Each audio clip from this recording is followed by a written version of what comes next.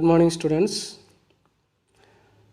Today we are going to discuss about Unit 3 Cell Biology and Biomolecules Chapter 7 பார்க்க போகிறோம். அடுத்த lesson வந்துட்டோம்.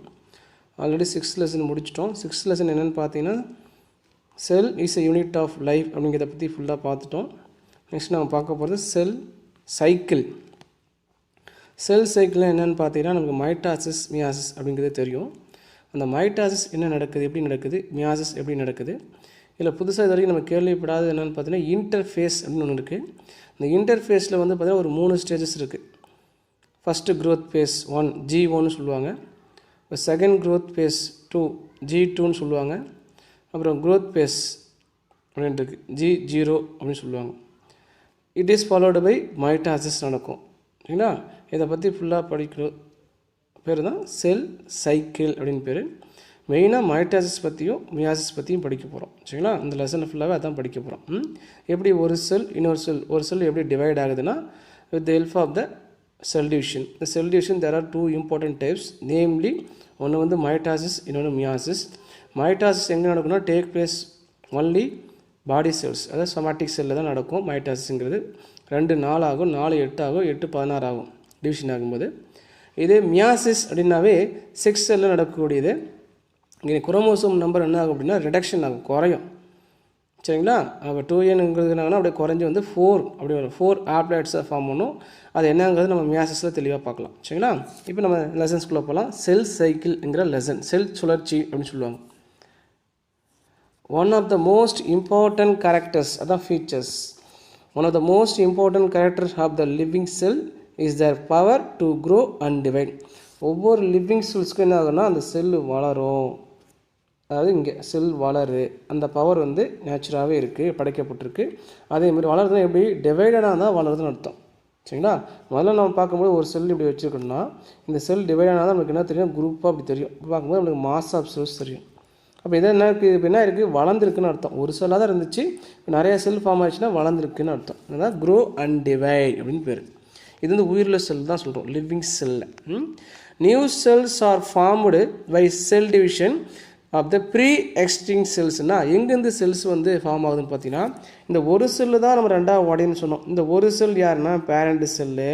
Parent செல்ஸாக 2ஆக உடைஞ்சினாங்கன்னா இப்படி 2 செல்லாக ஃபார்ம் ஆகும். அப்போ இது பேரண்ட் சொல்கிறோம், இது யாருன்னா டாட்டர் செல்லுன்னு சொல்லுவோம். பேரண்ட் செல்லில் எந்த மாதிரிலாம் கண்டென்ட் வந்து வெளியே உள்ளலாம் எப்படிலாம் இருந்துச்சோ, மார்ஃபலாஜிலையும் ஃபிசியாலஜி எப்படி இருந்துச்சோ அதே மாதிரி தான் யார் ஃபார்ம் ஆகும்னா இந்த டாட்டர் செல்ஸும் ஃபார்ம் ஆகும். இப்படி ஒரு செல் 2 செல்லாக ஃபார்ம் ஆகுறதோ இல்லை ஒரு செல்ஸ் வந்து நம்ம 4ஆக டிவைட் ஆகுறதோ அந்த ப்ராசஸ்க்கு தான் செல் டிவிஷன் அப்படின்னு பேர். என்ன இருக்கோ பேரண்ட் செல்லில் என்ன இருக்கோ அப்படியே மாறும், அப்படியே போகும். அப்போ இந்த டாட்டர் செல் ஃபார்ம் ஆகிறதுக்கு யார் வந்து நம்மளுக்கு முன்னோடியாக இருந்தாங்க அப்படின்னா இந்த பேரண்ட் செல் தான். அதுதான் ப்ரீ எக்ஸிஸ்டிங் செல்ஸ். அப்படின்னா பேரண்ட் செல்லில் தான் நமக்கு என்ன ஃபார்ம் ஆகும், டாட்டர் செல்ஸ். அந்த டாட்டர் செல்ஸ் தான் நியூ செல்ஸ்ன்னு சொல்லிட்டுருக்காங்க. சரிங்களா? The cell increases in number by cell division. அப்போ முதல்ல வந்து செல் என்ன ஆகுது, இப்படி முதல்ல இப்படி 1ன்னு சொன்னோம், 1 டிவைட் ஆகும்போது நமக்கு 2ஆக மாறும் சொன்னோம். அப்புறம் வந்து அப்படியே 4 ஆகும், 4 என்ன ஆகுதுன்னு பார்த்தீங்கன்னா அப்படியே நம்மளுக்கு அப்படியே 8 ஆகும் ஆகுது. அப்புறம் அப்படியே 16 அப்படியே போயிட்டுருக்கும் இல்லையா? அப்படி நம்பர்ஸ் அதிகமாக இந்த அதிகமாக நம்பர் பக்கம் ஒரு பக்கம் வந்து இன்க்ரீஸ் ஆகிட்டே போயிட்டுருக்கோம். இன்னொரு பக்கம் இந்த டிவைடான செல்ஸ் இல்லையா, அந்த செல்ஸ் ஒவ்வொன்று என்ன ஆகுனா பெருசாகும். சரிங்களா? அதனால தான் பார்த்தீங்கன்னா சாயலுக்கு மேலே இருக்கிற ஸ்டெம்மு பார்த்தீங்கன்னா ரொம்ப பெருசாக அகலமாக இருக்கிற மாதிரி தெரியும். போக உச்சிக்கு பார்த்தீங்கன்னா ரொம்ப குட்டியாக இருக்கும். அந்த குட்டியாக இருக்கிறது இப்போ தான் செல் டிவிஷன் ஒன்று நடக்குது. சரியா? இங்கே என்னாச்சு, இந்த மண்ணுக்கு மேலே நடக்குது, தண்டு எப்படி இருக்குல்ல, ஸ்டெம் இருக்குல்ல, அது எப்படி இருக்குது, ஆல்ரெடி ஸ்டெம் டிவிஷன் நடந்துருச்சு. செல் டிவிஷன் நடந்து it is followed by cell elongation நடந்திருக்கு. சரிங்களா? இன்க்ரீஸ் இன் நம்பர் ஆஃப் செல்லும் இன்க்ரீஸ் ஆகிருக்கு, சைஸ் ஆஃப் த செல்லும் இன்க்ரீஸ் ஆகிருக்குன்னு சொல்கிறாங்க. சரிங்களா? இதுதான் செல் டிவிஷன் சொல்லுவோம். Increases in numbers of cells by the cell division. The parent cell divide and passes on genetical material to the daughter cells. Parent cell உடையுது, divide ஆகுது, 2ஆக divide ஆகி என்னன்னா நமக்கு ஒரு டாட்டர் செல்ஸாக ஃபார்ம் பண்ணும். அதில் 2 செல்லில் ஒரு செல் பேரண்ட் செல், இன்னொரு செல் யாருன்னா டாட்டர் செல்ஸ். சரிங்களா? இதுக்கு பேர் தான் செல் சைக்கிள்னு பேர். இது ஒரு சிம்பிளாக டிஃபைன் அப்படின்னு கேட்டால் இது எழுதுங்க. இதில் நியூரான் செல்ஸை பற்றி எக்ஸாம்பிள் கொடுத்துருக்காங்க. Neuron can be replaced. Neuron cells கண்டிப்பாக ரீப்ளேஸ் ஆகும் அப்படின்னு சொல்கிறாங்க. ஸ்டெம் செல்ஸ் இந்த ஹியூமன் பிரெயினில், ஸ்டெம் செல் நம்ம ஏற்கனவே கேள்விப்பட்டிருப்போம். Most neurons are in G0. அதாவது என்ன சொல்லுவாங்கன்னா G0னா கேப் பேஸ், ஜீனாவே கேப்னு சொல்லுவாங்க. கேப் பேஸ் 0, 0னா அமைதியான நிலை. தமிழில் வந்து அமைதியான நிலை, எந்த ஒரு டிவிஷனும் நடக்காமல் அமைதியாக இருப்பாங்க. அதனால தான் டூ நாட் டிவைட்னு கொடுத்துருக்காங்க. G0னாவே டூ நாட் டிவைட், அந்த செல் வந்து டிவைட் ஆகாது. As neurons and neuroglia die or injured. ஒருவேளை அந்த நியூரான்ஸோ இல்லை நியூரோகிலியாங்கிறது செத்துருச்சுன்னா, அந்த செல் இறந்துருச்சுன்னா, இல்லை காயம் ஆயிடுச்சுன்னா இங்கே செல் டிவிஷன் நடக்காது, அதுக்கு பதிலாக ரீப்ளேஸ் ஆகும் அப்படின்னு சொல்கிறாங்க. Replaced by the neuron stem செல்ஸ்னால் ரீப்ளேஸ் பண்ணிவிடும் இந்த இடத்த. இந்த செல் வந்து டேமேஜ் ஆகிடுச்சுன்னா இதை எடுத்துகிட்டு இந்த இடத்துல புதுசாக ஒரு செல் வந்துடும். செல் டிவிஷன் இங்கே நடக்கலை, அதனால தான் கேப் இஸ் 0 அப்படின்னு சொல்கிறாங்க. சரிங்களா, இப்படியும் ஒன்று இருக்குது. இது 1 மார்க்கில் வரும், டூ இன்னும் இருக்குது. அப்புறம் யோடோர் வான் பெனிட்டன் அப்படின்னு ஒரு சயின்டிஸ்ட்டு, பெல்ஜியன். இவர் பெல்ஜியன் சைட்டாலஜிஸ்ட். செல்லை பற்றி நிறையா ஸ்டடி பண்ணியிருக்காரு. செல்லை நியூக்ளியஸ் பற்றி, அந்த செல் டிவிஷன் பற்றிலாம் நிறைய ஸ்டடி பண்ணியிருக்காரு. அதாவது சைட்டாலஜிஸ்ட்டு. எம்ப்ரியாலஜிஸ்ட், எம்ப்ரியோ பற்றி ஸ்டடி பண்ணியிருக்காரு. அண்டு மெரைன் பயாலஜிஸ்ட், கடல்வாழ் உயிரினங்கள் இருக்கு இல்லையா, அதை பற்றி ஃபுல்லாக ஸ்டடி பண்ணியிருக்காரு. He was professor of zoology at the University of லீகி. அந்த லீகிங்கிற யூனிவர்சிட்டியில் பார்த்திங்க அப்படின்னா ஜுவாலஜி ப்ரொஃபஸராக ஒர்க் பண்ணியிருக்காரு. அது மட்டும் இல்லாமல் he contributed to cytogenetics by his work on the roundworm ascaris.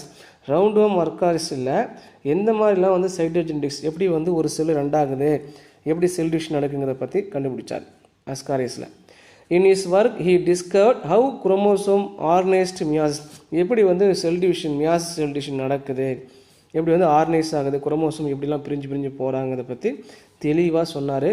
அந்த மியாசிஸ்னாவே ப்ரொடெக்ஷன்ஸ் ஆஃப் கேமிட் அப்படின்னு அர்த்தம். மியாசிஸ் எங்கே நடக்கும், செக்ஸுவலில் தான் நடக்கும். அதனால் கேமிட்ஸ் இதை பற்றி ஃபுல்லாக இவர் தான் சொன்னார். சரிங்களா, அடுத்தது ஹிஸ்ட்ரி ஆஃப் த செல் இருக்குது. ஹிஸ்ட்ரி ஆஃப் த செல் பாருங்கள், நிறைய பேர் நிறைய மாதிரி சொல்லியிருக்காங்க, நிறைய கண்டுபிடிச்சிருக்காங்க.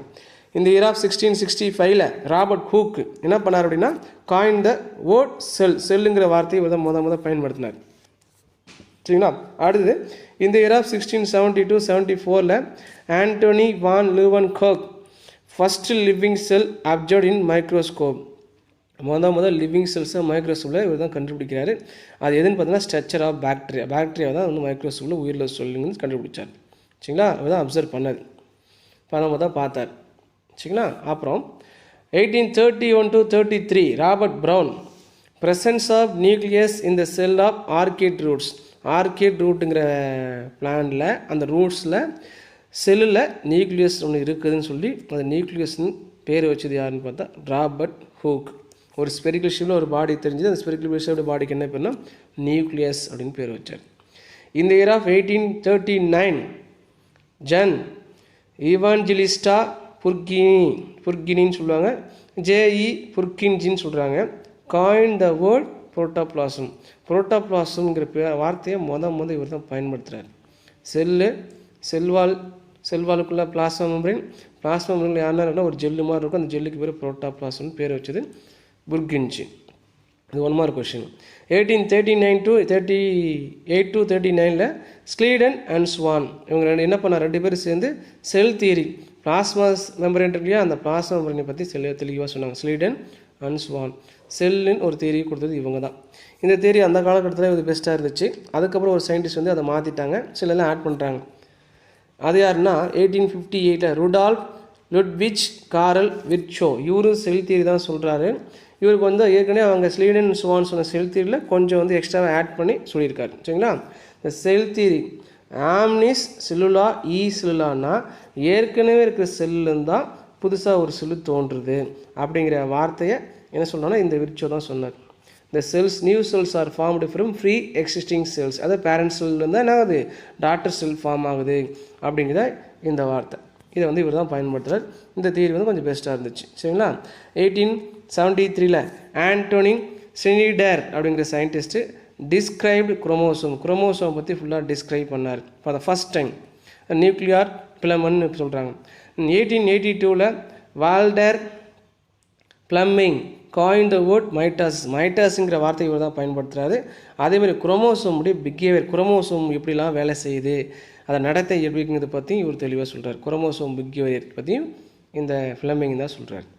1883ல் எட்வர்ட் வான் பெனிட்டன் என்ன பண்ணுறோன்னா செல் டிவிஷன் இன் ரவுண்ட் வார்ம், ஏற்கனவே நம்ம சொல்லிட்டோம், ரவுண்ட் வார்மில் அஸ்காரிஸில் செல் டிவிஷன் நடக்குங்கிறத பற்றி சொன்னார்னு சொன்னோம்.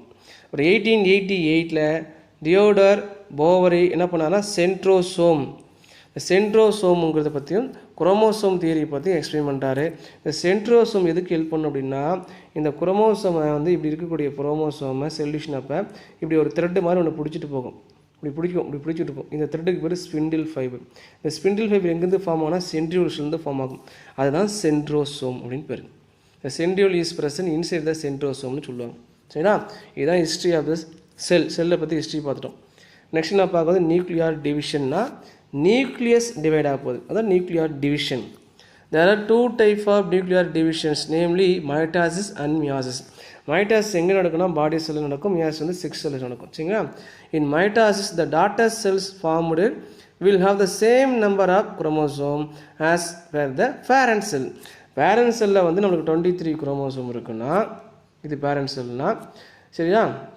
ஒரு எக்ஸாம்பிள் 23 குரோமோசோம்னா, இப்போ இந்த செல் டிவைட் ஆகும்போது இப்படி இருந்த ஒரு செல் என்னன்னா இப்படி 2 செல்லாக மாறுதுன்னா இதுலேயும் 23 குரோமோசோம் இருக்கும், இதுலேயும் 23 குரோமோசோம் இருக்கும். இது பேரண்ட்டு, இது யாருன்னா டாட்டர். இந்த செல் என்ன இருக்குதோ அது அப்படியே டிட்டோவாக அங்கே போகும். சரியா? அதுக்கு பிறகு தான் என்ன மைட்டாசிஸ். சரிங்களா? நார்மலி டிப்ளாய்டு ஸ்டேட்டில் தான் இருக்கும். மைட்டாஸ் செல்ஸ் ஒவ்வொன்றுமே டிப்ளாய் 2n தான் இருக்கும். இதுலேருந்து வந்த செல்லு புதுசாக வந்த செல்லும் 2n இருக்கும், மறுபடியும் வந்த செல்லும் 2n, இப்படியே என்ன 2n தான் போயிட்டுருக்கோம் சொல்கிறோம். The mitosis is a nuclear division that occurs when cell grow or when cell need to replaced அர்த்தம். எப்போ செல் டிவிஷன் நடக்குமோ அப்போ செல் டிவிஷன் நடக்குது, எப்போ வளரணுமோ அப்போ தான் செல் டிவிஷன் நடக்கும்னு சொல்கிறாங்க. இன்னொன்று, ஒரு இடத்துல காயமாச்சுன்னா அந்த செல்லை ரீப்ளேஸ் பண்ணுறதுக்கும் அங்கே என்ன நடக்கும், நம்மளுக்கு மைட்டாசிஸ் நடக்கும். நம்மளுக்கு புண்ணாயிரம் திடீர்னு ஒரு கையில் வந்து ஒரு வெட்டிடுச்சு அப்படின்னா அந்த வெட்டின இடம் பார்த்தீங்கன்னா சீக்கிரமாக செல்லு கூடிக்கும். அங்கே என்ன ப்ராசஸ் நடக்குதுன்னா மைட்டாசிஸ் நடக்குது. அங்கே செல்லு இல்லை, வெட்டிடுச்சு இல்லையா, அப்போ புதுசாக செல்லு ஃபார்ம் ஆகுது. அதோடைய ஓரத்தில் இருக்கிற செல்லு என்ன பண்ணணும், பேரண்டாக ஆக்ட் பண்ணி அப்போ அப்படியே செல்லு டாட்டர்ஸ் ப்ரொடியூஸ் பண்ணிகிட்டே வந்துட்டுருக்கோம். சீக்கிரம் என்ன ஆயிருன்னா அந்த இடம் வந்து ஃபுல்லாக கூடிடுது. சரிங்களா? க்ரோத்துக்கும் குழந்தையாக இருந்து வளர்கிறதுக்கும் நம்ம மைட்டாசிஸ் தான் நடக்குது. அதேமாதிரி புண்ணானாலும் சரி, அந்த புண்ணானது சரி பண்ணுறது மைட்டாசிஸ் தான். சரிங்களா? இது எப்படி நடக்குது, செக்ஸுவலாக ஒரு செல் 2ஆக உடையதான் செக்ஸுவலாக இல்லை செக்ஸுவல்னு பார்த்தா மைட்டாசிஸ் வந்து டேக் பிளேஸ் ஒன்லி ஏசெக்சுவல் ப்ராசஸ்ன்னு சொல்கிறோம், ஏசெக்சுவலி. இதே மியாசிஸ் பார்த்தீங்கன்னா, in meiosis the daughter cells contain half number of chromosome, பாதி தான் இருக்கும், half number of chromosome of the parent செல்லில் பாதி குரோமோசோம் தான் இருக்கும். பேரண்ட் செல் டிப்ளாய்டாக இருந்துச்சுன்னா பேரண்ட்டு, இப்போ வரக்கூடிய டாட்டர் செல்ஸ் என்ன ஆப்ளாய்டாக இருக்கும், பாதி நம்பர் அப்படின்னு எடுத்துக்கணும். அதான் ஆப்ளாய்டு ஸ்டேட்னு கொடுத்தாச்சு. மைட்டாசிஸ்னால் சேம் நம்பர், மியாசிஸ்னால் ரெடியூஸ் நம்பர், அதான் ஆப்ளாய்டு நம்பர். சரிங்களா? ரெடியூஸ் ஆகுது, பாதி ஆஃப் அப்படின்னு சொல்லிட்டாங்க. Whichever division take place, it is normally followed by cell division of the cytoplasm to form the separate cell called cytokinesis. இப்போ செல்லு உடையும் போது, ஒரு செல் 2ஆக உடையும் போது நியூக்ளியஸ் தான், அதுக்குள்ளே ஒரு நியூக்ளியஸ் தான் முதல்ல உடையுது. நியூக்ளியஸ் உடஞ்சி முடிச்ச உடனே தான் இட் இஸ் ஃபாலோடு பை சைட்டோபிளாசமும் 2ஆக பிரியுது. சைட்டோபிளாசம் 2ஆக பிரியதுக்கு பேர் என்ன பேர்னா சைட்டோகைனசிஸ். எங்கேருந்து வருது, அந்த சைட்டோபிளாசமும் பேரலேருந்து எங்கே வராங்க, டாட்டர் செல்ஸ்க்கு வருது. முதல்ல வந்து நியூக்ளியஸ் தான் வருது, அது இட் இஸ் ஃபாலோடு பை சைட்டோபிளாசமும் பிரிஞ்சு வரதுனால சைட்டோகைனசிஸ் நடக்குது. எப்போனா மைட்டாசிஸ் நடந்தாலும் சரி, மியாசிஸ் நடந்தாலும் சரி, இது 2 செல் இந்த நியூக்ளியஸ்லாம் உடஞ்சி முடிச்சுட்டு அதுக்கப்புறம் என்ன நடக்கும்னா சைட்டோகைனசிஸ் கண்டிப்பாக நடக்கும். இது 2 mark question. Cytokinesis last paragraph. Cell cycle, அடுத்தது செல் சைக்கிள் பார்க்குறோம். டிஃபைன் கேட்பாங்க, 2 mark question. A series of event, இதுவும் சீரீஸாக தொடர்ந்து நடந்துகிட்டே இருக்கும். Series of event leading to the formations of new cells is known as cell cycle. பிளான்ட்டை பார்த்தீங்கன்னா அன்லிமிட்டெட் க்ரோத் வளர்ந்துகிட்டே இருக்கும், பெருசாக வளர்ந்து போயிட்டு இருக்கும். அப்போ என்ன தொடர்ந்து என்ன ஆகிட்டுன்னா சீரியஸாக செல் டிவிஷன் நடந்துகிட்டே இருக்குன்னு அர்த்தம். எந்த செல் டிவிஷன் அதிகமாக நடக்குதுன்னு பார்த்தீங்கன்னா மைட்டாசிஸ் செல் டிவிஷன் தான் ரொம்ப ரொம்ப அதிகமாக நடக்குது. அதை பற்றி படித்தா அதுக்கு பேர் தான் செல் சைக்கிள். மைட்டாசிஸ் மட்டும் இல்லை, மியாசிஸ் சேர்த்து தான் அதிகமாக எந்த க்ரோத்து எந்த செல் டிவிஷன் நடக்குதுன்னு பார்த்தா நம்ம மைட்டாசிஸ் தான் நடக்கும். சரிங்களா? The series of event include several spaces, நிறைய ஸ்டேஜஸ் இருக்குது. செவரல் ஸ்டேஜஸ் என்னென்ன ஸ்டேஜ்னு பார்க்கலாம். செல் சைக்கிளில் duration of the cell cycle மாதிரி எவ்வளோ காலம் எடுத்துக்கும், ஒரு செல் சைக்கிள் நடக்கிறதுக்கு எவ்வளோ காலத்தை எடுத்துக்குன்னு பார்த்தீங்கன்னா டைம் எடுத்துக்கணும்னா அது டிபெண்ட்ஸ் அப் அந்த கைண்ட் ஆஃப் செல்ஸ், செல்லை பொறுத்து வேரி ஆகுது. பிளான்ட் செல் ஒரு மாதிரி இருக்கும், அனிமல் செல் ஒரு மாதிரி இருக்கும், பாக்டீரியா செல்ஸ் ஒரு மாதிரி இருக்கும். இந்த மாதிரி ஒவ்வொரு செல்லும் ஒவ்வொரு மாதிரி, எல்லா செல்லுமே செல் டிவிஷன் நடக்குது. அந்த ஒவ்வொரு செல்ஸும் ஒவ்வொரு மாதிரி என்ன பண்ணால் எடுத்துக்குது. பாக்டீரியானா ஏமேட்டஸ்ன்னு சொல்லுவாங்க, அதை பற்றி நம்ம தெரிஞ்சுக்கணும். மற்ற ப்ரோகாரியோட்டிக் ஆர்கானிசமும் இல்லை யூகாரியோட்டிக் ஆர்கானிசம்லாம் பார்த்தீங்கன்னா ஒவ்வொன்றும் ஒவ்வொரு மாதிரி பண்ணும். அதனால் different kind of cells have different duration, varied durations for cell cycle ஃபேஸ்ன்னு கொடுத்தாச்சு. Eukaryotic cell divide every 24 hours. Eukaryotic cells ஒவ்வொரு வாட்டியும் என்னன்னா 24 மணி நேரத்துக்கு ஒரு வாட்டி என்னன்னா டிவைட் ஆகிட்டே இருக்கும். ஒரு செல்லு டிவைட் ஆகி 24 மணி நேரம் முடிஞ்சிச்சுன்னா தான் அடுத்த டிவைட் ஆகும். இந்த செல் நான் மெச்சூர் ஆகிடுச்சுன்னா தான் மறுபடியும் டிவைட் ஆகும். அப்புறம் எப்படியே 24 hours ஒன்ஸ் என்னன்னா டிவைட் ஆகிட்டே வந்துட்டுருக்கும். Eukaryotic cell divide every 24 hours. The cell cycle is divided into mitosis and interphase. Interphase முடிஞ்சோன்னா தான் மைட்டாசிஸ் நடக்கும். இந்த இன்டர்ஃபேஸ் என்னன்னு நமக்கு தெரியாது. இன்டர்ஃபேஸ் வந்து நிறையா ஸ்டேஜஸ் இருக்குது, அதை முடிஞ்சால் தான் எனக்கு மைட்டாசிஸ் நடக்கும். சரிங்களா? In cell cycle 95%, one mark question, 95% is spend for interphase. 95% என்ன பார்த்தீங்கன்னா இன்டர்ஃபேஸ்க்காக செலவாயிருது. வேறஸ் த மைட்டாசிஸ் வந்து பார்த்தீங்கன்னா அண்ட் சைட்டோகின் 2 பேரும் சேர்ந்து ஒன்லி ஃபார் an hours, 1 ஹவரில். அப்போ இந்த 95% பார்த்தீங்கன்னா அதிகமாக இன்டர்ஃபேஸ் ஸ்டேஜுக்கு எடுத்துட்டாங்க. மீதி இருக்கக்கூடிய கொஞ்சமாக அது யாருன்னு பார்த்தீங்கன்னா நம்ம சைட்டோகின்ஸ் நடக்கிறதுக்கும் மைட்டாசிஸ் நடக்கிறதுக்கும் எடுத்துக்குது. அது என்ன ஹவர்ஸ்னு கரெக்டாக கால்குலேட் பண்ணி பார்த்தா கரெக்டாக 1 hour சொல்கிறாங்க. மைட்டாசிஸ் நடக்கிறதுக்கும் சைட்டோகின்ஸ் நடக்கிறதுக்கும் 1 hour இருந்தால் போதும்னு சொல்கிறாங்க. சரிங்களா? இது டூரேஷன் ஆஃப் செல் சைக்கிள். அதான் இந்த பாக்ஸில் கொடுத்துருக்காங்க. செல் சைக்கிள் ஆஃப் ஏ ப்ரோலிபரேட்டிங்னா இன்க்ரீசஸ், செல்லுடைய நம்பர் இன்க்ரீஸ் பண்ணுறது, நம்பர் ஆஃப் செல்ஸ் இன்க்ரீசஸ். இந்த செல்லு ஹியூமன் செல்லை இன்க்ரீஸ் பண்ணுறதுக்கு எவ்வளோ டைம் எடுத்துக்குன்னு பாருங்கள். எவ்ரி 24 hours சொன்னோம். ஜி என்ன சொல்லியிருக்கோம், ஃபஸ்ட்டு கேப்புன்னு பேர். G1னா ஃபஸ்ட்டு கேப் ஃபேஸ்ன்னு சொல்லுவாங்க. எவ்வளோ ஹவர் எடுத்துக்குதுன்னா 11 hour எடுத்துக்குது, 11 மணி நேரம். அப்புறம் எஸ்ன்னா சிந்தசிஸ் ஃபேஸ்ன்னு சொல்லுவாங்க, 8 மணி நேரம் எடுத்துக்குது. G2 அப்படின்னா செகண்ட் கேப் ஃபேஸ்ன்னு சொல்லுவாங்க, 4 மணி நேரம் எடுத்துக்கும். இதெல்லாம் தாண்டினா தான் அதுக்கப்புறம் மைட்டாசிஸ் ஒன்லி 1 hour. மைட்டாசிஸில் என்ன நடக்குன்னா சைட்டோகின்ஸ் நடக்கும். இந்த 3 ஸ்டேஜ் இருக்கு இல்லையா, G1, S, G2 இருக்கு இல்லையா, இதுக்கு பேர் தான் இன்டர்ஃபேஸ். இதுக்கு பேர் இன்டர்ஃபேஸ், இடைநிலைன்னு சொல்லுவாங்க, இடைநிலை. இதை பற்றி உள்ள டீட்டெயிலாக பார்க்கலாம். The different phases of cycles ஆர்னு கொடுத்துட்டு அதுதான் இந்த டயக்ராம் இருக்குது. ஏன்னா பார்த்தீங்கன்னா G1 எவ்வளோ இருக்குன்னா அப்ராக்சிமேட்டாக 10 மணி நேரம்னு கொடுத்துருக்காங்க. நம்ம 11 மணி நேரம் இங்கே படித்தோம் டேபிளில். இல்லை செக் பாயிண்ட் இருக்குது. இப்படி தொடர்ந்தே நடந்துகிட்டே இருக்கு, குரோத் நடந்துகிட்டே இருக்காது. என்ன ஆகும், ஒரு ஸ்டேஜ்க்கு அப்புறம் தடை பண்ணிடணும். அங்கேயே தடை பண்ணக்கூடிய ஹார்மோன்ஸ்லாம் இருக்குது செக் பாயிண்ட்டு. அதே மாதிரி எஸ் ஃபேஸ் வந்து 8 மணி நேரம் சொல்கிறாங்க. டிஎன்ஏ இங்கே டூப்ளிகேஷன் ஆக போகுது, இங்கே செக் பாயிண்ட்லாம் கிடையாது. அது G2வில் பார்த்தீங்கன்னா செல் க்ரோத் ஆகுது, அங்கே 4 மணி நேரம் எடுத்துக்குது G2 ஸ்பேஸில். இந்த 3க்கும் இது 1, 2, 3 இது 3க்கு பேர் தான் இன்டர்ஃபேஸ். இங்கே தான் கொடுத்துருக்கோம். G1 S + G2 is equal to இன்டர்ஃபேஸ்னு பேர். இது முடிஞ்சோன்னா மைட்டாசிஸ் நம்மளுக்கு தெரியும், ப்ரோபேஸ், மெட்டாபேஸ், அனாபேஸ், டீலோபேஸ். இது முடிஞ்சோன்னா என்ன நடக்குது, சைட்டோகின்ஸ் நடக்கும். சரிங்களா? இல்லை புதுசாக ஒருத்தர் இருக்கார், G0 அப்படின்னு ஒரு ஸ்டேஜ் இருக்கார். எப்போ அப்படின்னா G1 நடந்து முடிஞ்சவுடனே அமைதியாக இருந்தால் அதுக்கு பேர் G0 அப்படின்னா. G சொல்லியிருக்கோம் நம்ம கேப் ஃபேஸ் 0 அப்படின்னு சொல்லுவாங்க. இந்த டயக்ராம் மட்டும் 3 மார்க் கொஸ்டின் செல் சைக்கிள் கேட்பாங்க. இதில் முதல்ல இன்டர்ஃபேஸ் பற்றி பார்க்கலாம். இன்டர்ஃபேஸ் என்னென்னா longest part of the cell cycle. Cell சைக்கிளில் இதான் லாங்காக நடக்கக்கூடிய ஸ்டேஜஸ். மைட்டாசிஸோட ரொம்ப அதிகம், ஏன்னா 95% எடுத்து சொல்லிச்சோம் இல்லையா அது. But it is of extremely variable length. இதில் G1, S, G2 இருக்கு இல்லையா, இது 3 வேரியபிள் லென்த் எடுத்துக்கும். அது டிபெண்ட்ஸ் அப்போ அந்த செல்லை பொறுத்து எந்த செல் டிவைட் ஆகுதோ அதுக்கு மாதிரி மாறுது. அனிமல்லையே நாம் ஹியூமன் பீயிங் அனிமல்ஸ் செல் வேறு மாதிரி இருக்குது, மற்ற அனிமல்ஸோடைய செல்ஸ்லாம் வேறு மாதிரி இருக்கும். அங்கே வந்து செல் டிவிஷனில் இருக்கக்கூடிய ஹவர்ஸ் மாறும், இன்டர்ஃபேஸுடைய ஹவர்ஸும் மாறும். அதனால தான் வேரியபிள் லென்த்துன்னு கொடுத்தாச்சு, எக்ஸ்ட்ரீம்லி வேரியபிள் லென்த்து. சரிங்களா? இன்டர்ஃபேஸில் அட் ஃபஸ்ட்டு கிளான்ஸ், ஃபஸ்ட்டு நம்ம கண்ணோட்டமாக பார்த்தோம்னா நம்ம ஃபஸ்ட்டு பார்வையில் பார்த்தீங்கன்னா இந்த நியூக்ளியஸ் வந்து நியூக்ளியஸ் வந்து கண்ணுக்கு தெரியுது. அந்த நியூக்ளியஸ் வந்து நமக்கு என்ன டிவைட் ஆகுதா இல்லையா, அமைதியாக இருக்கா அப்படின்னு பார்த்தீங்கன்னா இந்த நியூக்ளியஸ் வந்து நம்ம பார்க்குறதுக்கு வந்து ரெஸ்ட்டாக இருக்கிற மாதிரி தெரியும், ரெஸ்டிங். இந்த நியூக்ளியர் கண்ணில் பார்க்கும்போது, மைக்ரோஸ்கோப்பில் பார்க்கும்போது நியூக்ளியஸ் appear to be ரெஸ்டிங்காக இருக்கிற மாதிரி தெரியும், அமைதியாக இருக்கிற மாதிரி தெரியும் நியூக்ளியஸ். ஆனால் இல்லை. But this is not case at all. கண்டிப்பாக வந்து அமைதியாக இல்லை. நியூக்ளியஸ் வந்துங்க அது வேலையை செஞ்சுட்டு தான் இருக்கும், டிவைட் ஆகிற வேலையெல்லாம் செஞ்சுட்டு தான் இருக்கும், ஆனால் நம்மளுக்கு கண்ணில் தெரியாது அப்படின்னு சொல்லிட்டாங்க. சரிங்களா? பார்க்குறதுக்கு வந்து அது ரெஸ்ட் இருக்கிற மாதிரி தெரியுது, ஆனால் ரெஸ்ட் எடுக்காமல் எதுவும் வேலையை செஞ்சுட்டு தான் இருக்காங்கன்னு சொல்கிறாங்க. இந்த chromosome previously visible as thread like structure. மொதல் குரோமோசோம் வந்து பார்க்கும்போது எப்படி தெரியும்னா இப்படி த்ரெட்டாக தான் இருக்கும், இப்படி தான் இருக்கும் குரோமோசோம் இருக்கும். அப்புறம் செல் டிவிஷன் நடக்கும்போது தான் நமக்கு தெரியும்னா இந்த குரோமோசோம் இப்படி இருந்தது என்னென்னா இந்த மாதிரிலாம் சேஃபுக்கே மாறும். இதில் வந்து ஸ்டேஜஸ் இருக்குது, ப்ரோபேஸ் மெட்டாபேஸ் அனாபேஸ்லாம் அப்படி சொல்லுவோம். சரிங்களா? முதல்ல எப்படின்னா த்ரெட் லைக் ஸ்ட்ரக்சராக தான் இருக்கும். இந்த த்ரெட் லைக் ஸ்ட்ரக்சர் இப்படி இருந்து இப்படி ஃபார்ம் ஆகுதுங்க தான் இன்டர்ஃபேஸில் சொல்ல போகிறோம். சரிங்களா? சரி, அதுதான் த்ரெட் லைக் ஸ்ட்ரக்சர் ஹேவ் டிஸ்பர்ஸ்ட்னா மாறப்போகுதுன்னு அர்த்தம். த்ரெட் லைக் ஸ்ட்ரக்சர்லேருந்து டிஸ்பர்ஸ்ட்னா கொஞ்சம் விரிஞ்சிட்டே வந்து கொஞ்சம் பெருசாகி கொஞ்சம் மாறப்போகுது. சரிங்களா? Now the interface are actively involve in protein synthesis. At least for the most of the இன்டர்ஃபேஸில் அதிகமாக எந்த வேலையை செய்கிறாங்கன்னா ப்ரோட்டீன் சிந்தசிஸ் பண்ணுற வேலையை செஞ்சுக்கிட்டே இருக்கிறாங்கன்னு சொல்கிறாங்க. சரியா? பெரும்பாலான நேரமாக பார்த்தீங்கன்னா இன்டர்ஃபேஸில் பொறுத்த வரைக்கும் ப்ரோட்டீன் தான் அதிகமாக உற்பத்தி செய்கிறாங்க. அதான் least most of the proteins are synthesis in interphase. Most of இன்டர்ஃபேஸில் கண்டிப்பாக ப்ரோட்டீன் தான் அதிகமாக சிந்தசிஸ் பண்ணுறோம். இல்லை சி வேல்யூன்னு ஒன்று வரும், சி வேல்யூ அப்படின்ட்டு இருக்குது. சி வேல்யூனா என்ன சொல்லணும், டிஎன்ஏ வந்து ஆப்ளாய்டாக இருந்துச்சுன்னா, டிஎன்ஏ நியூக்ளியஸ் வந்து ஆப்ளாய்டு கண்டிஷனில் இருந்துச்சுன்னா அந்த டிஎன்ஏவை சி வேல்யூவில் சொல்கிறாங்க. அந்த வேல்யூ என்னென்னா பிக்கோகிராமில் சொல்லுவாங்க.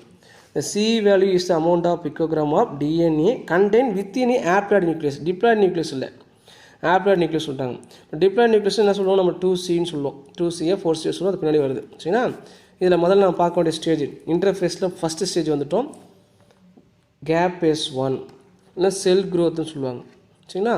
இந்த first gap phase 2C carbon amount, 2C amount of DNA இருக்கும். டிஎன்ஏ வந்து 2C அமௌண்ட்டாக இருக்கும். In the cells of G1, the cells become metabolically active and grow by producing protein. இந்த செல்லை வந்து ரொம்ப ஆக்ட் பண்ணி என்னென்ன கெமிக்கல்லாம் சிந்தசிஸ் பண்ணுவோம், அந்த கெமிக்கல்லாம் சிந்தசிஸ் பண்ணுறாங்க. ப்ரோட்டீனை சிந்தசிஸ் பண்ணுற வேலையெல்லாம் செஞ்சுட்ருக்காங்க. ப்ரோட்டீனை சிந்தசிஸ் பண்ணுற வேலையை செஞ்சுட்ருக்காங்க. டிஎன்ஏ ரெப்ளிகேஷன் ஆகலை, மற்ற எல்லா வேலையும் நடந்துகிட்ருக்கு. சரிங்களா?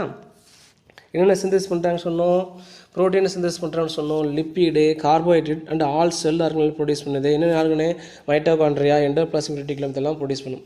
எல்லாம் ப்ரொடியூஸ் பண்ணும்போது இப்படியே நிறைய ப்ரொடியூஸ் பண்ணிகிட்டே போயிட்டுருக்குமானா இல்லை, ஒரு காலகட்டத்தில் என்ன ஆகணும் அப்படின்னா தடுக்கும். இந்த ஃபஸ்ட்டு கேப் வச்சு தடுக்கும். அதுக்கு என்னன்னா ஒரு செக் பாயிண்ட் இருக்குது. பினி check point control the cell cycle. செல்லை கண்ட்ரோல் பண்ணுறது நிறையா செக் பாயிண்ட் இருக்காங்க. இந்த செக் பாயிண்ட் அடுத்து பாருங்கள், இந்த check point are also called restriction point பேர், தடுக்கக்கூடிய 2 மார்க் கொஸ்டின். இந்த first check points at the end of G1 நடந்துகிட்டே போயிட்டுருக்கு அப்படின்னா ஒரு ஸ்டேஜுக்கு அப்புறம் என்ன ஆகும் அப்படின்னு பார்த்தீங்கன்னா இந்த இடத்துல நின்றோம், தடுத்துரும். போதும், நீங்கள் வேலை செஞ்ச வரைக்கும் போதும் அப்படின்ற மாதிரி. Determine the cell of fate. சரிங்களா? விதி, இது வந்து விதியை டிட்டர்மைன் பண்ணது, நீ இவ்வளோ தான் போதும் அப்படிங்கிற விதியே இருக்கான்.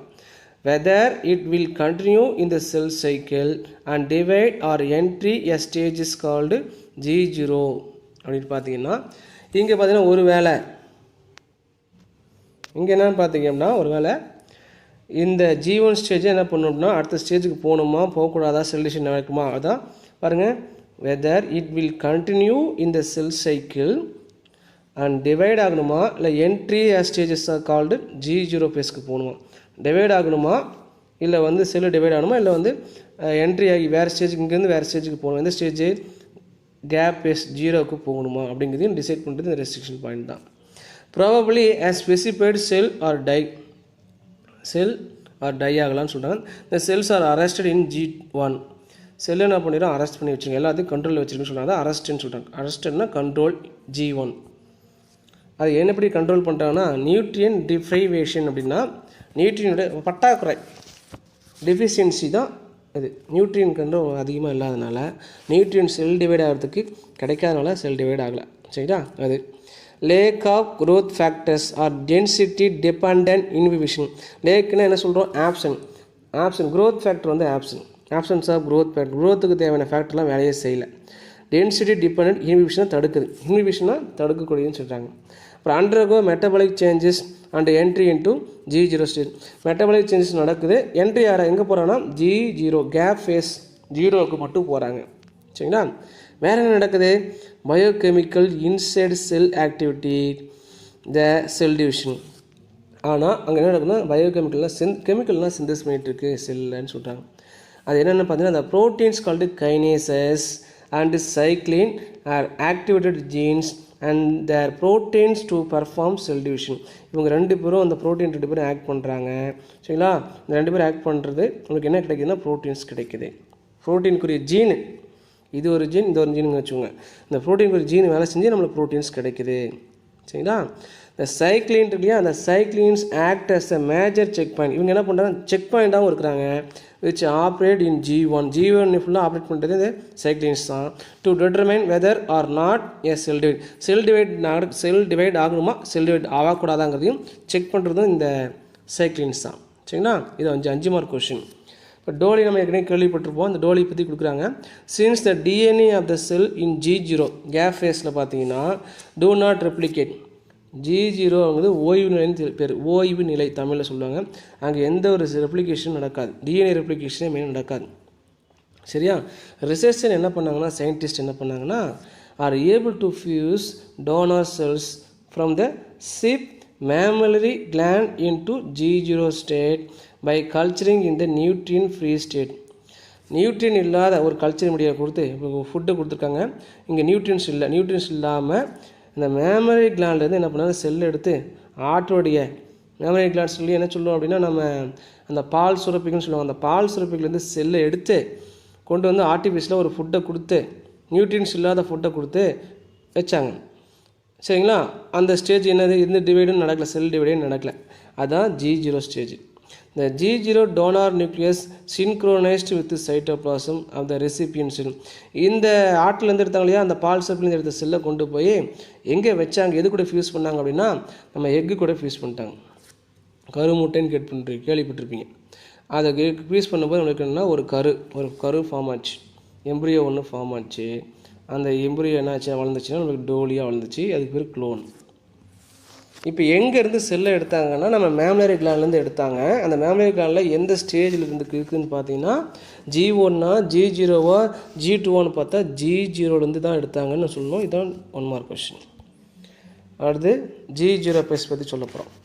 சம் செல் எக்ஸிஸ் G1லேருந்து என்ன ஆகிறாங்க, G0க்கு என்ட்ரி ஆகிறாங்க. Some cell exits G1 and enter a quiescent ஸ்டேஜ்னா அமைதின்னு அர்த்தம், அமைதியான நிலை.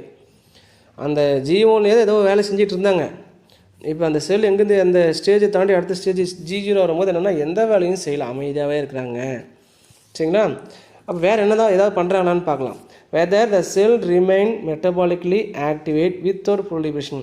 மெட்டபாலிக்கலாக ஆக்டிவேட் ஆகுது, ஆனால் நம்பர் மட்டும் இன்க்ரீஸ் ஆகலை. வித்தவுட் ப்ரொலிபரேஷனாக without increases in number. The cells can exist for long period. அமைதியாக ரொம்ப நாளைக்கு அமைதியாக இருக்கும் in G0 phase. In G0 cell cease growth. சீஸ்னால் அரெஸ்ட் பண்ணுறது. இங்கே வந்துட்டாவே க்ரோத்தை வந்து என்ன பண்ணிடும், அரெஸ்ட் பண்ணிடும். With reduce rate of RNA and protein synthesis. ஏற்கனவே அங்கே பார்த்தீங்கன்னா G1 பார்த்தீங்கன்னா RNAவும் ப்ரோட்டீனும் நல்லா சிந்தசிஸ் பண்ணிட்டு இருந்திருக்கும். அது ஸ்டேஜை தாண்டி இந்த ஸ்டேஜுக்கு வரும்போது RNA அமௌண்ட்டும் குறையுது, ப்ரோட்டீன் சிந்தசிஸ் அமௌண்ட்டும் குறையுது. கண்ட்ரோல் பண்ணிட்டாங்க. The G0 phase is not permanent. இது பர்மனண்ட்டும் கிடையாது. சரியா? இப்படியே போயிருமா அப்படின்னு பார்த்தா இது நாட் பர்மனண்ட்டுன்னு பேர். Mature neuron and skeletal muscle cell remain permanently in G0. இந்த மெச்சூர் நியூரானும் இந்த ஸ்கெலிட்டல் மஸ்கிள்ஸில் இருக்கிற செல்ஸ் இருக்குல்லையா, அது மட்டும் இந்த G0 செல்லில் பர்மனெண்ட்டாகவே மாறிடும்னு சொல்லிட்டாங்க. எக்ஸப்ஷன் இதெல்லாம். Many cell in animal remain in G0 unless called on the proliferate by appropriate growth factors or other extra cellular signal. ஒருவேளை ஏதாவது வெளியிருந்து ஒரு சிக்னல் வந்து கிடச்சிதுன்னா, வெளியிருந்து ஏதாவது சிக்னல் ரொம்ப முக்கியமான ஒரு சிக்னல் கிடச்சிதுன்னா இவங்க என்ன பண்ணாலும் டிவைட் ஆகலாம். இந்த G0ங்கிறது டிவைட் ஆகிறதுக்கு வாய்ப்பு இருக்குது. அதனால தான் G0 செல்ஸ் ஆர் நாட் டார்மன்னா, ரொம்ப காலத்துக்கு ஓய்வாகவே இருக்காது. டார்மன்னா ரெஸ்டிங்னு அர்த்தம். ரொம்ப காலத்துக்கு ஓய்வாகவும் இருக்காது. சிக்னல் கிடைக்கிற வரைக்கும் வெயிட் பண்ணுவாங்கன்னு சொல்கிறாங்க. ஒரு வேளை சிக்னல் கிடச்சின்னா அடுத்த ஸ்டேஜுக்கு போவாங்க. செல் டிவைட் ஆகிறதுக்கு க்ரோத்துக்குலாம் வாய்ப்பு இருக்குன்னு மாதிரி ஒரு பாயிண்ட்டு. சரிங்களா? இப்போ G0வையும் முடிச்சிட்டோம். நெக்ஸ்ட் நம்ம பார்க்கணும் எஸ் ஸ்பேஸ் வரும். அதுக்கு பேர் சிந்தசிஸ் ஸ்பேஸ். எதை உருவாக்குறாங்கன்னா DNA ஃபார்ம் பண்ணுறாங்க. இந்த செல் வித் இன்டர்மீடியேட். இப்போ G1லேயும் DNA இருக்காங்கன்னா அது ஃபஸ்ட்டு ஃபார்ம். G0வில் அமைதியாக இருக்காங்க, DNA இருக்காங்க. G2 போகும்போது என்னன்னா இன்டர்மீடியேட்டில் DNA ஃபார்ம் ஆகுது. சரியா? சாரி, எஸ் ஸ்பேஸில் என்ன ஆகுதுன்னா இன்டர்மீடியேட்டில் ஃபார்ம் ஆகுது எஸ் ஸ்பேஸ். அப்புறம் தான் G2 வருது. G2வில் நல்லாவே DNA மெச்சூர் ஆகுது. 3 ஸ்டேஜ் டிஎன்ஏ ஃபார்ம் ஆகுது. இப்போ நம்ம செகண்ட் ஸ்டேஜ் எங்கே வந்திருக்கோம்? எஸ் ஃபேஸ் வந்திருக்கோம். S phase synthesis phase, cell with intermediate amount of DNA, intermediate amount இருக்கும். The growth of the cell continue as replication, continuation growth replicate ஆகுது. இதே டிஎன்ஏ வந்து ரெப்ளிகேஷன் எங்கே நடக்கணும்? எப்பவுமே டிஎன்ஏ ரெப்ளிகேஷன் எங்கே நடக்குதுன்னு கேட்டால் எஸ் ஃபேஸ் தான் சொல்லணும். சரியா? ப்ரோட்டீன் மாலிகுல்ஸ் அந்த டிஎன்ஏ கூட யார் வந்து ஒட்டுறாங்கன்னா ப்ரோட்டீன் மாலிகுல் ஒட்டுது. அந்த ப்ரோட்டீனுக்கு பேர் ஹிஸ்டோன்ஸ்னு பேர். Are synthesized and attached to DNA. The centrioles duplicate in the cytoplasm. Centriole வந்து duplicate ஆகுது சைட்டோபிளாஸ்ல. The DNA content increases from 2C into 4C. 2C எங்கே இருந்துச்சுன்னா நம்ம G1ல 2C இருந்துச்சு, இங்கே 4C மாறுதுன்னு சொல்லிட்டாங்க. சரிங்களா? அதுக்கப்புறம் G2 இதோட அதை முடிஞ்சு டிஎன்ஏ ரெப்ளிகேஷன் அதோட முடிஞ்சிச்சு. 2C வந்து 4C ஆயிடுச்சு. அந்த 4C மெயின்டைன் பண்ணுறாங்களா இல்லை வேறு மாதிரி மாறுதாங்கிறத பார்க்கணும். இப்போ second gap phase cell growth 2ன்னு சொல்லுவாங்க. அதான் செகண்ட் கேப் பேஸ். என்ன கார்பன் இருக்குது? 4 கார்பன் அமௌண்ட் ஆஃப் டிஎன்ஏ இருக்குது இந்த cells. It is followed by என்ன நடக்கும்னா மைட்டாசிஸ் நடக்கும். சரிங்களா? The cell growth continues by protein and cell organelle synthesis. Protein அதிகமாக சிந்தசிஸ் பண்ணுது. செல் ஆர்கனல் சிந்தசிஸ் யாருன்னா மைட்டோகாண்ட்ரியா, குளோரோபிளாஸ்ட் எல்லாருமே உருவாகிறாங்க, டிவைட் ஆகிட்டே போயிட்டுருக்கு. The DNA content remain as 4 carbon 4 ஸ்டேஜில் இருக்குது. எஸ்சி சிந்தசிஸ் ஸ்பேஸில் வந்து 2 கார்பன் to 4 கார்பனாக மாறினாங்க. இப்போ 4 கார்பன் அப்படியே மெயின்டைன் ஆகிட்டே போயிட்டு இருக்குது. இந்த டியூப்லின்ங்கிறது protein is synthesis and microtubules are form. இப்போ தான் என்னன்னா டியூப்லிங்கிற ப்ரோட்டீனும் மைக்ரோடியூபியூல்ஸுங்கிற ப்ரோட்டீனும் எல்லாம் ஃபார்ம் ஆகுது. இந்த மைக்ரோடியூபியூல்ஸ் ஆர்னேஸ் டு ஃபார்ம் ஸ்பிண்டில் ஃபைபர். இந்த மைக்ரோடியூபியூல்ஸ் நிறைய பேர் சேர்ந்தால் நமக்கு இந்த மாதிரி ஸ்பிண்டில் ஃபைபரே ஃபார்ம் ஆகும் குரோமோசோம் பிடிக்கிறதுக்கு. இந்த spindle fibre begin to form and nuclear division. Nuclear டிவிஷனுக்கு முன்னாடி என்ன இது ஃபார்ம் ஆயிடுது? டிவிஷன் ஃபாலோன்னு கொடுத்துட்டு one of the protein synthesised only இந்த G2 பீரியட். G2 பீரியடில் ஒரு ப்ரோட்டீன் சிந்தசிஸ் பண்ணுது. Is known as maturation promoter factor அப்படின்னு பேர். மெச்சுரேஷன் ப்ரோமோட்டார் ஃபேக்டர் முக்கியமாக இது வந்து G2ல மட்டும் சிந்தசிஸ் பண்ணக்கூடிய முக்கியமான ப்ரோட்டீன். இந்த maturation promoter factors bring about கண்டென்சேஷனாக சுருங்குறது, கண்டென்சேட் பண்ணுறாங்க. Condensation of interphase chromosome into the mitotic form. இதனால் எல்லாத்தையும் முடிச்சுட்டு எங்கே போகணும்னா அதுக்கப்புறம் மைட்டாடிக் ஸ்டேஜ் போகிறதுக்கு ஹெல்ப் பண்ணுறதும் இந்த ப்ரோட்டீன் தான். இந்த DNA damages check point operate in G1, S and G2 phases of cell cycle. இந்த G1லையும் சரி எஸ்லையும் சரி G2லையும் சரி செக் பாயிண்ட் ஒன்று இருக்கும். அதில் மெயினாக G1லையும் G2லையும் செக் பாயிண்ட் இருக்கும். அவங்க டேமேஜ் ஆகாமல் டிஎன்ஏவை எந்த ஒரு டேமேஜ் ஆகாமல் செக் பண்ணிக்கிறாங்க, செக் பாயிண்ட்டாக வச்சுக்கோங்க. சரிங்களா? இதுதான் இந்த செல் சைக்கிளுடைய பற்றி ஃபுல்லாக முடிச்சிட்டோம். நெக்ஸ்ட்டு செல் டிவிஷன் பற்றி பார்க்கலாம். இதோட இதை கண்டினியூஷன் நெக்ஸ்ட் கிளாஸில் பார்க்கலாம். தேங்க்யூ.